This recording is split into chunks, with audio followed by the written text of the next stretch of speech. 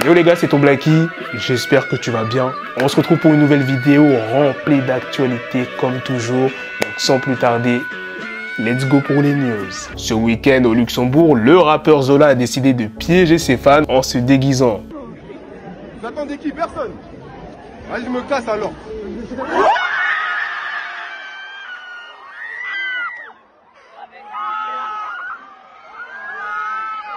L'artiste Joker a offert plus de 150 000 livres pour faciliter l'accès à la lecture aux plus jeunes. Il y a de cela quelques jours, Lil Durk a offert 50 000 $ à deux étudiants de l'université Howard à Washington pour leurs frais de scolarité. C'est grâce à sa fondation Durk Bank Scholarship. Pour ceux qui ne savent pas, l'université Howard est également surnommée la Harvard noire. Lil Durk a déclaré qu'il ne s'arrêterait pas jusqu'à ce qu'il donne 10 millions $. Offset a rendu hommage à Takeoff avec un énorme tatouage dans le dos. Même des dizaines d'années après la disparition de Tupac, Snoop Dogg a toujours de nouvelles anecdotes à raconter. Récemment, il était invité chez Big Boy pour une interview Untold Story où il est justement revenu sur sa relation avec Tupac qui n'a en réalité pas toujours été simple. Il dit: mec, je dirais qu'une semaine avant sa mort, nous étions les meilleurs amis. Mais 2 jours avant sa mort, je ne pensais pas qu'il m'aimait parce que nous étions à New York et il s'était passé quelque chose. Les gars de New York m'ont tiré dessus et m'ont fait toutes sortes de conneries. Les pires conneries auxquelles vous puissiez penser et je leur ai pardonné. Ensuite, on m'a demandé ce que je pensais de Puffy et Biggie. J'étais genre: je les aime bien, je veux faire de la musique avec eux. Et Tupac n'a pas apprécié. Je ne pensais pas à ce que ressentait Tupac. Je n'étais pas dans les controverses. J'aimais leur musique. C'était nos amis. Nous étions tous amis à un moment donné. Il y a des vidéos de nous qui traînent ensemble. Pac, Biggie, Puff, Shug, nous tous ensemble avant Dave Rowe. Donc je ne me suis jamais impliqué dans les histoires. Même quand il m'a montré le clip, tout ça, je n'aimais pas la chanson. J'ai pas aimé ça. Ce n'était pas mon délire. Il parle du fameux morceau de Tupac, Hit 'Em Up, qui est le diss track envers Biggie. Drake a tenu à s'exprimer sur Lil Wayne. Il a dit: j'aime ma famille. J'aime énormément mon fils et j'aime mes amis. Mais je dois vous le dire, cet homme est la personne la plus importante dans ma vie. Je ferai tout pour lui. Je le jure. 21 Savage considère Metro Boomin comme le plus grand producteur de notre génération. Dites-moi dans les commentaires ce que vous en pensez. Est-ce que vous êtes d'accord avec ces propos? Il y a quelques jours, Metro Boomin a teasé la sortie prochaine de son album commun avec Future. Il a dit: le projet est en route. La soundtrack du film d'animation Spider-Man Across the Spider-Verse sortira le 2 juin. Les tas de poubelles refont petit à petit leur apparition sur les trottoirs de Paris en raison d'une nouvelle grève reconductible des éboueurs. Ce week-end, les forces de l'ordre ont été visées avec des excréments à Rennes. Une femme interpellée a été traînée au sol sur plusieurs mètres par des CRS à Rennes. Pour ceux qui veulent voir la vidéo, elle sera disponible sur mon Telegram. C'est assez hard, je peux pas montrer ça ici sur YouTube. Un homme a foncé dans la foule lors d'une course de voiture sauvage à Bordeaux, faisant 7 blessés dont 2 graves. Il aurait perdu le contrôle de son véhicule dans un virage. Il y a une vidéo de cette histoire, si tu veux la voir, elle sera sur mon Telegram. Il y a de cela quelques jours, lors du tournage d'un film, Jamie Foxx a subi des complications médicales. La rumeur dit que Jamie Foxx a été victime d'un AVC. Sa fille, Corinne, a tenu à rassurer ses fans sur Instagram. Elle dit: notre père, Jamie Foxx, a connu une complication médicale hier.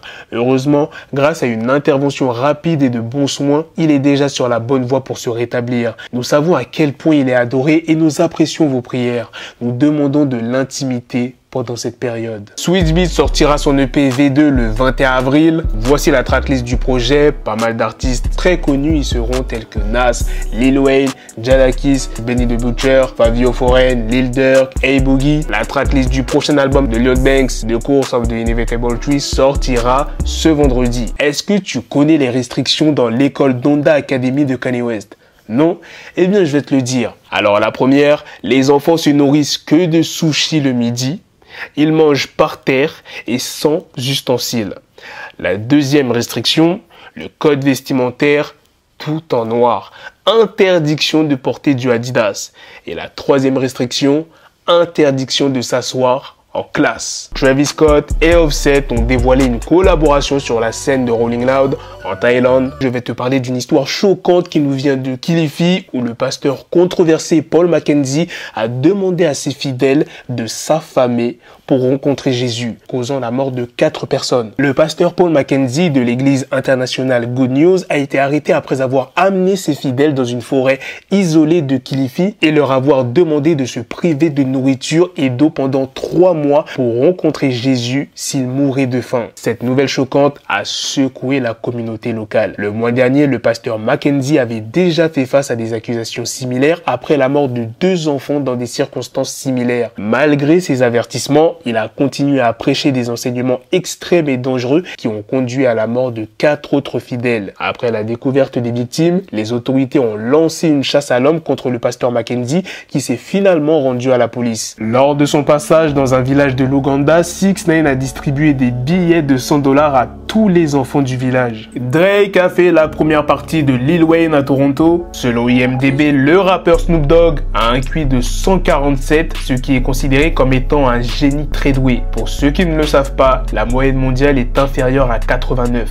Juice WRLD vient de dépasser les 30 milliards d'écoutes sur Spotify. Je vais te parler d'un incident choquant qui s'est produit dans un café à thème à Sapporo, ça se situe au Japon, où une ancienne employée a admis avoir ajouté son sang dans des cocktails servis aux clients. Le Mondeiji Konkafé Daku, situé à Sapporo au Japon, est connu pour son ambiance sombre et son menu à volonté facturé à 2500 yens, environ 19 € par heure. Le propriétaire du café a présenté des excuses pour l'incident et a promis de nettoyer et de désinfecter l'établissement, qualifiant l'incident de terrorisme du travail à temps partiel. Un médecin a averti que boire le sang d'une autre personne était extrêmement dangereux et que cela pouvait entraîner la transmission de maladies graves telles que le VIH, l'hépatite C, l'hépatite B et la syphilis. Les clients qui ont visité ce café sont invités à consulter leur médecin et à faire un test sanguin pour détecter toute éventuelle infection. Je vais te parler de l'immortalité virtuelle et comment l'intelligence artificielle pourrait permettre aux personnes en deuil de renouer avec leurs proches disparus. Le scientifique américain Pratik Desai pense que cela pourrait être possible d'ici la fin de l'année. Pratik Desai, pour ceux qui ne le connaissent pas, c'est le fondateur de plusieurs entreprises dans l'intelligence artificielle, encourage les gens à enregistrer leurs parents âgés et leurs proches pour créer des avatars virtuels de ces personnes après leur décès. Le processus consisterait à numériser un maximum de vidéos, d'enregistrements vocaux, de documents et de photos de la personne, puis à les fournir à une intelligence artificielle qui apprendrait un maximum sur leurs défunts. Les utilisateurs pourraient ensuite concevoir un avatar qui ressemble à leur agit et parle comme lui. Selon Pratik Desai, cette application de l'IA pourrait aider les personnes en deuil à mieux gérer la perte de leurs proches. En 2020, une émission de télévision coréenne nommée Meeting You avait utilisé la réalité virtuelle pour réunir une mère et sa fille de 7 ans décédée en 2016. Lors de cette rencontre virtuelle, la petite fille avait rassuré sa mère en lui disant qu'elle ne souffrait plus. Voilà les gars, c'est la fin de cette news. C'est aussi la fin de cette vidéo. Dites-moi dans les commentaires ce que vous en pensez de toutes les news que je vous ai présentées dans cette vidéo. Sur ce, on se donne rendez-vous très prochainement pour d'autres vidéos news. Prenez soin de vous la famille. Peace.